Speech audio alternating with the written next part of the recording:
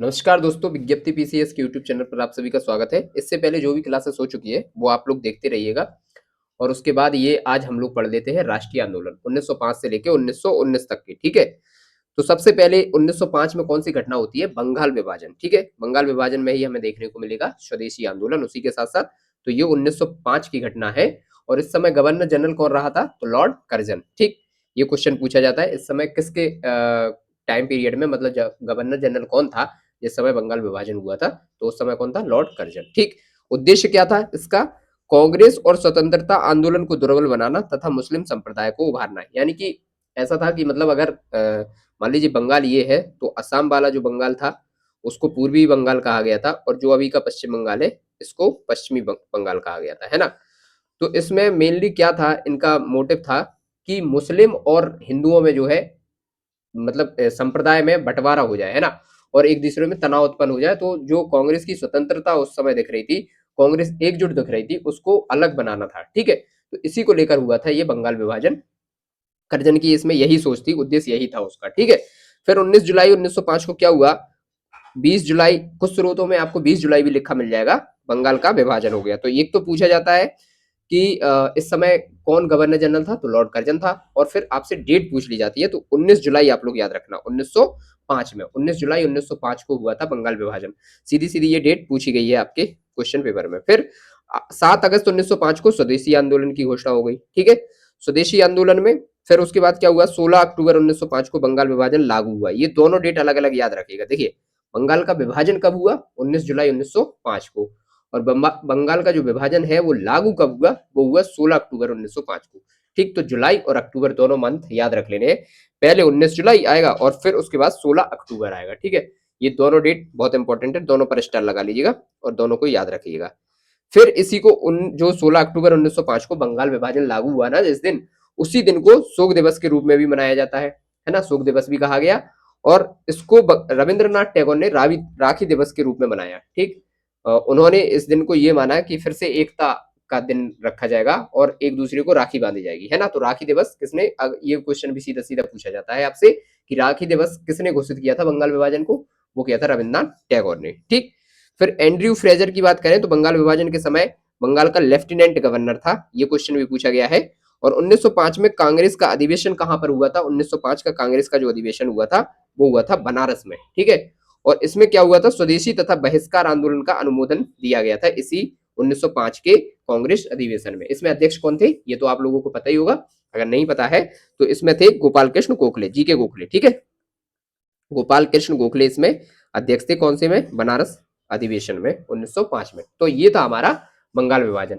अब आपसे एक क्वेश्चन पूछा जाएगा कि स्वदेशी आंदोलन का क्षेत्र है जो, कौन से क्षेत्र में कौन से व्यक्ति ने उस समय आंदोलन किया था? ठीक, तो ये हम लोगों को बहुत अच्छे से देख लेना है। मैपिंग के माध्यम से देख सको तो मैपिंग के माध्यम से देख लेते हैं। देखिए, ये हो गया हमारा इंडिया का मैप। ठीक, थोड़ा थोड़ा तो समझ में आ ही गया होगा, पूर्णतः सही तो नहीं बन रहा है लेकिन जितना बन रहा है उतने में समझने की कोशिश करेंगे। ठीक है, ये हो गया हमारा इंडिया का मैप।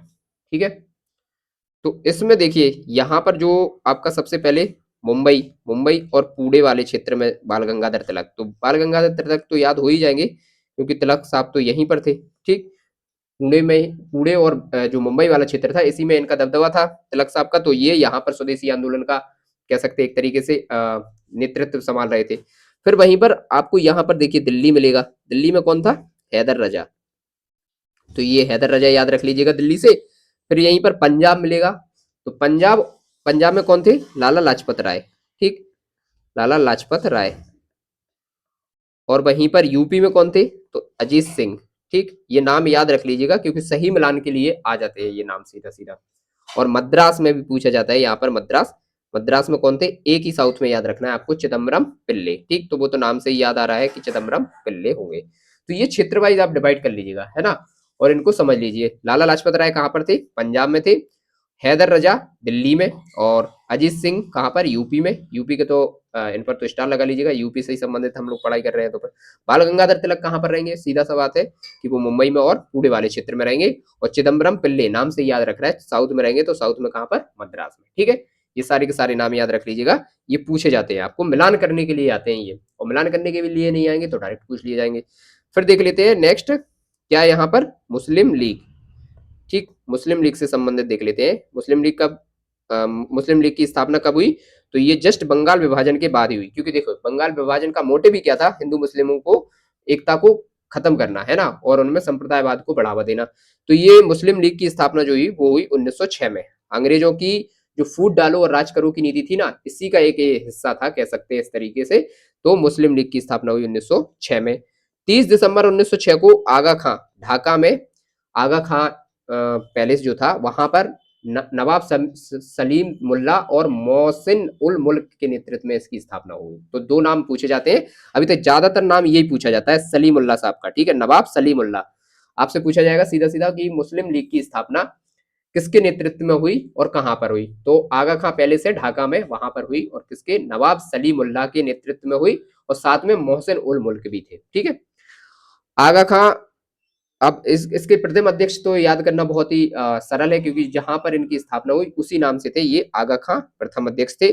और लखनऊ इसका मुख्यालय रखा गया। देखिए लखनऊ में भी जो लखनऊ के नवाब थे वो भी देखिए कितना उनका नाम था, तो लखनऊ में इसका मुख्यालय रखा गया। तो ये नाम आपको याद रखना, यूपी में ही है, तो स्टार भी यहाँ पर आप लगा सकते हैं, ठीक है। फिर 1908 की बात करें तो 1908 में अमृतसर अधिवेशन में मुस्लिम लीग ने पृथक निर्वाचन मंडल की मांग की। तो ये क्वेश्चन पूछा जाता है कि मुस्लिम लीग ने कब पहली बार पृथक निर्वाचन मंडल की मांग की? तो वो की थी अमृतसर अधिवेशन में 1908 में, ठीक है, ये याद हो जाएगा। और फिर 1909 में मार्ले मिंटो सुधार में इसको मान लिया गया। जो पृथक निर्वाचन की मांग थी वो मार्ले मिंटो सुधार 1909 में मान भी लिया गया। उनकी मांग कब थी? उनकी मांग तो थी अमृतसर अधिवेशन 1908 में, लेकिन मान लिया कांग्रेस ने कब? 1909 में, ठीक, माले मिंटो सुधार में। तो ये यहां तक हो गया। आप देख लेते हैं कांग्रेस का जो कलकत्ता अधिवेशन हुआ 1906 में, इसमें क्या हुआ? कांग्रेस का कलकत्ता अधिवेशन हुआ, तो इसकी अध्यक्षता किसने की? इसकी अध्यक्षता की दादा भाई नौरोजी ने। और इसमें एक और क्वेश्चन पूछा जाता है इससे संबंधित आपसे कि जो कलकत्ता अधिवेशन 1906 हुआ, इसकी अध्यक्षता तो दादा भाई नौरोजी ने की, लेकिन इसमें स्वराज की मांग भी प्रस्तुत की गई थी पहली बार। तो ये क्वेश्चन आप याद रखिएगा स्टार लगा के, है ना। और इसमें 4 प्रस्ताव रखे गए। कांग्रेस का जो कलकत्ता अधिवेशन हुआ इसमें 4 कौन कौन से प्रस्ताव रखे गए? स्वदेशी, स्वशासन, शिक्षा, बहिष्कार। तो 3 तो सा है इसमें, कौन कौन से? स्वदेशी हो गया, स्वशासन हो गया, शिक्षा हो गया, और एक बहिष्कार हो गया। तो ये चारों के चारों आप याद रख लीजिएगा। दादा भाई नौरोजी इसमें अध्यक्ष थे, ठीक है। फिर दिल्ली दरबार की बात कर लेते हैं। देखिए दिल्ली दरबार में क्या हुआ?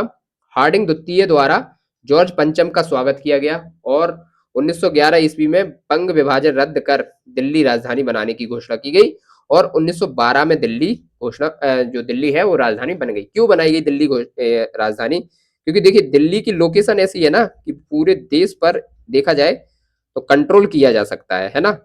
बाकी जो बंगाल में जो कलकत्ता राजधानी थी ना, वो राजधानी ऐसी थी कि वहां से पूरे देश पे कंट्रोल पाना बहुत मुश्किल हो रहा था। देखिए कलकत्ता यहाँ पर है और दिल्ली ये है लोकेशन, है ना, दिख ही रही होगी आपको। तो कलकत्ता से लोकेशन को दिल्ली बनाया गया, क्योंकि दिल्ली से फिर पूरे नॉर्थ भारत और साउथ भारत तक भी कह सकते हैं एक तरीके से पकड़ बनाई जा सकती थी, है ना। तो 1912 में राजधानी बन गई थी और 1911 में ये घोषणा हुई थी। तो दोनों में कंफ्यूज नहीं होना है। अगर आपसे राजधानी की घोषणा पूछे तो 1911 में, ठीक, और अगर पूछे कि राजधानी कब बनी दिल्ली, तो फिर बनी ये 1912 में, किसके? हार्डिंग द्वितीय के टाइम पर, ठीक है ना।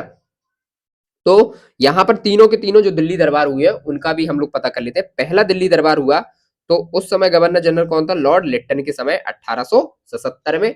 और द्वितीय दिल्ली दरबार हुआ वो लॉर्ड कर्जन के समय 1903 में। तृतीय दिल्ली दरबार हुआ लॉर्ड हार्डिंग के समय 1911 में, जो कि हम लोगों ने देख लिया है, ठीक।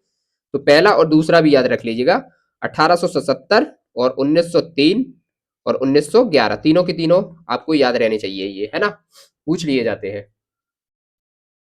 इसके बाद देख लेते हैं हम लोग कामागाटू, जो कामागाटा मारू प्रकरण था 1914 का, इसको देख लेते हैं। ये क्या था? देखिए इस समय पर कामागाटा मारू प्रकरण ये था कि कनाडा में भारतीयों के प्रवेश से संबंधित था। ये क्या था? इनका नियम बनाया गया था कि कहीं पर भी कनाडा में अगर डायरेक्ट भारत से कोई जहाज नहीं आ रहा है तो उसको रोक दिया जाएगा। और जो ये कामागाटा मारू जहाज था ये आ रहा था सीधा जापान से, है ना, जापान से सीधा ये गया था कहां पर? कनाडा में, ठीक। और जापान से भारतीय इसमें बैठकर जा रहे थे, 378 के आसपास इसमें भारतीय थे सवार, वो जा रहे थे कनाडा, ठीक है।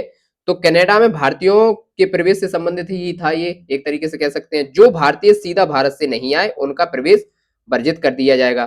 तो इस चीज को लेकर वहां पर जब लौट कर आया और वो जहाज फिर कलकत्ता पहुंचा, तो वहां पर लोगों ने एकदम से विरोध कर दिया और विरोध में कई लोगों की मृत्यु हो गई, है ना। तो फिर सोहन सिंह पाठक की अगुवाई में शोर कमेटी बनी इस प्रकरणों को जांचने के लिए और यात्रियों के कानूनी लड़ाई लड़ने के लिए। जो यात्री मारे गए उसमें और जो यात्री परेशान हुए उनकी कानूनी लड़ाई लड़ने के लिए सोहन सिंह पाठक की अगुवाई में शोर कमेटी बनाई गई। तो ये क्वेश्चन पूछा जाता है कि शोर कमेटी किससे संबंधित थी, पहले तो हमें ये पता होना चाहिए। तो कामागाटू मारा, जो कामागाटा मारू जो प्रकरण था उसमें बनी थी शोर कमेटी, किसके द्वारा बनाई गई थी, तो ये बनाई गई थी सोहन सिंह पाठक की अगुवाई में। किससे संबंधित थी, तो यात्रियों के लिए कानूनी लड़ाई लड़ी गई थी इसके द्वारा, ठीक है, ये याद हो जाएगा। फिर अमेरिका में भी आंदोलन हुआ था, भगवान सिंह, बरकतुल्ला, रामचंद्र तथा सोहन सिंह द्वारा ये आंदोलन चलाए गए थे, ठीक है। तो याद रख लेना है ये एक जहाज था कामागाटा मारू, इससे संबंधित ये प्रकरण था, जो कि जहाज कहाँ गया था, सीधा जापान से और कनाडा पहुंच गया था, ठीक। चलिए नेक्स्ट देख लेते हैं, लखनऊ समझौता। तो लखनऊ समझौता हुआ 1916 में। लीग और कांग्रेस के मध्य समझौता था ये, मुस्लिम लीग और कांग्रेस के। कब ये मुस्लिम लीग कब बनी है, 1906 में। अब ये डेट तो भूलनी है नहीं, है ना, 1906 में बनाई गई थी मुस्लिम लीग, ठीक।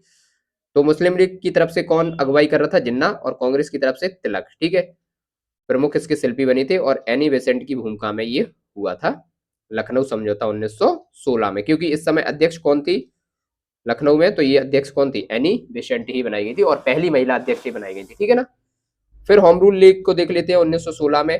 होम रूल लीग क्या थी, 1916 में थी। एनी बेसेंट ने अपने पत्र कॉमन बिल में सर्वप्रथम इसकी चर्चा की थी, होम रूल लीग की। और वर्ष 1916 में तिलक व एनी बेसेंट द्वारा क्रमशः स्थापना की गई थी, तिलक ने और एनी बेसेंट ने। फिर ये दोनों बट गई थी, है ना, पहले तो एक ही थी, फिर ये दोनों संस्थाएं बट गई थी, लेकिन होम रूल लीग ही इसका नाम रहा था। और एक क्वेश्चन आपसे और पूछा जाता है यहाँ पर कि सुब्रमण्यम अय्यर कौन सी शाखा के संस्थापक सदस्य रहे थे, तो ये एनी बेसेंट शाखा के संस्थापक सदस्य रहे थे। ये आप लोग बहुत मतलब पूछा गया है, ये क्वेश्चन पीवाईक्यू में है, तो आप देख लीजिएगा इसको। सुब्रमण्यम अय्यर विसेंट शाखा के संस्थापक सदस्य रहे थे, ठीक है। फिर एक चीज और पूछी जाती है सी से संबंधित कि जो पूना शाखा थी, पूना शाखा के सचिव कौन थे, तो केलकर, ठीक है। पूना में कौन थे, केलकर, है ना। और मद्रास शाखा के सचिव कौन थे, तो ये थे अरुणडेल। नाम से भी समझ में आ रहा है, अरुणडेल साउथ का ही नाम हो रहा है ना। और केलकर पूना, ध्यान रखना है, पूना केलकर और मद्रास अरुणडेल, दोनों के दोनों नाम याद रखना है, दोनों पूछे गए हैं, ठीक। अब देख लेते हैं मॉन्टेग्यू घोषणा। 1917 की जो मॉन्टेग्यू घोषणा थी वो क्या थी, देखिए मॉन्टेग्यू घोषणा तो आप लोग समझ रहे हैं। मॉन्टेग्यू कौन थे, ये थे सचिव थे, है ना। और वायसराय कौन थे इस समय पर, ये तो सचिव थे। और वायसराय कौन थे, है ना, मॉन्टेग्यू और चेम्सफोर्ड थे ना। तो चेम्सफोर्ड हो गए यहाँ पर वायसराय, ठीक। तो इन दोनों से ही संबंधित था ये मॉन्टेग्यू घोषणा पत्र, 1917 में ये आया था। और भारत का मैग्ना कार्टा कहा था इसे उदारवादियों ने, ठीक है। उदारवादियों ने क्या कहा था, इसको कहा था भारत का मैग्ना कार्टा। और तिलक ने इसको कहा था सूर्य विहीन ऊषा काल। क्यों कहा था सूर्य विहीन ऊषा काल, तो तिलक का कहना इसमें ये था कि जिसमें सूर्य ही नहीं हो वो कैसी ऊषा काल, ऊषा काल का मतलब सुबह होता है ना, तो जिसका सूर्य के बिना ही सुबह का होना कैसे कह सकते हैं। तो ये तिलक ने कहा था मॉन्टेस्क्यू घोषणा को। और भारत का मैग्ना कार्टा कहा था उदारवादियों ने, ठीक है। तो ये समझ लिया। कुल मिला के आज हम लोगों ने राष्ट्रीय आंदोलन में देख लिए 1905 से लेकर 1919 की घटनाएं, ठीक है। पहले बंगाल विभाजन देखा, फिर उसके बाद क्या देखा, स्वदेशी आंदोलन देख लिया 7 अगस्त 1905 को। फिर हम लोगों ने क्षेत्र देख लिए ये स्वदेशी आंदोलन के, और व्यक्ति भी देख लिए कौन कौन से थे। मुस्लिम लीग की स्थापना देख ली 1909 में, और कांग्रेस का कलकत्ता अधिवेशन भी देख लिया 1906 में, दिल्ली दरबार भी देख लिया, ठीक है। इसके बाद कामागाटा मारू प्रकरण देखा है, लखनऊ समझौता देख लिया 1916 का, और होम रूल लीग आंदोलन देख लिया 1916 का, ठीक है। फिर इसके बाद मॉन्टेस्क्यू घोषणा देख ली। अब हम लोग इस क्लास के बाद पढ़ेंगे ना गांधी को, है ना। गांधी से संबंधित जितनी भी चीजें आएंगी और स्वतंत्रता तक, तो नेक्स्ट क्लास को थोड़ा बड़ा रख लेंगे, लेकिन एक साथ कर लेंगे, है ना। तो उस क्लास के लिए तैयार रहिए। धन्यवाद दोस्तों, इसको यहीं पर समाप्त कर लेते हैं। और इसकी पीडीएफ जो है वो आपको टेलीग्राम चैनल पर मिल जाएगी। आप लोग इससे पहले जो क्लासेस हो चुकी हैं उनको देखते रहिएगा, और पीवाईक्यू भी साथ के साथ देखते रहिएगा कि हमारा जो मटेरियल है वो कितना लाजमी रह रहा है आपके लिए, है ना। चलिए इसको यहीं पर समाप्त करते हैं, और कमेंट और शेयर जरूर कर दीजिए करिएगा जिससे थोड़ा सा क्लास में मन लगा रहेगा। ठीक है ना। धन्यवाद दोस्तों।